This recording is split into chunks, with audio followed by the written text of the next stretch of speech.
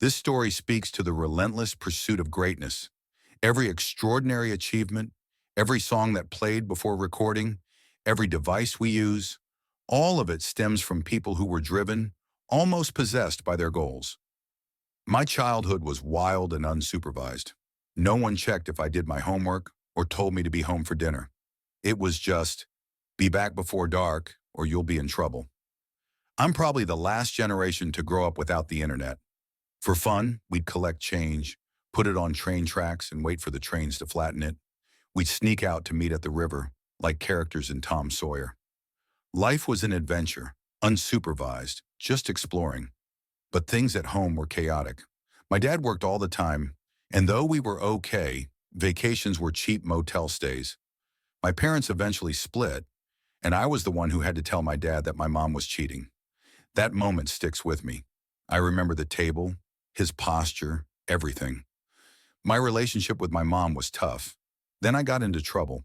Maybe it was the fight or getting caught with weed.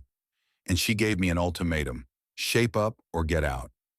I left that night and never went back. I moved in with two older girls, and soon after, one of them got pregnant. I was only 17, but I remember thinking, this is my chance to prove I'm responsible. I was determined, even though we had no money. Eventually, she left me, and I was thankful. I made a plan to move to New York and figure things out. When I got to New York, I had nothing but the promise I made to myself not to work in a kitchen again. I became a bike messenger, barely scraping by. I lived in a rat-infested apartment in Alphabet City. Then, 10 days later, September 11th happened. The windows in my apartment blew out, and I saw firsthand the chaos that followed. My dad told me to come home, but I refused. I was determined to figure it out. I wanted to make movies, but back then, making movies meant finding money, shooting, and hoping for a film festival break. My brother and I made little videos, and that became my only focus. When my iPod battery died and Apple wouldn't replace it, I turned that frustration into a viral video. That opened new doors, including meeting a cable executive who backed our next project. We created a show for HBO, but it aired at midnight on Fridays and went unnoticed. It was soul-crushing. I felt like I'd reached the top, only to realize I hadn't even started.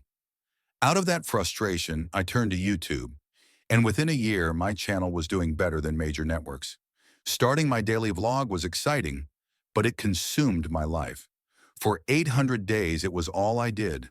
My personal life suffered, especially my marriage. But I pushed through, needing my wife in the videos. It wasn't healthy. Eventually, the comments started to reflect how I felt. I was just making content for the sake of it. I knew I had to stop. I ended the vlog because I needed to figure out what was next. After 18 years in New York, I left. Now my focus is on being a good dad, a good husband, and being present, because success isn't just about achieving goals. It's about not losing yourself along the way.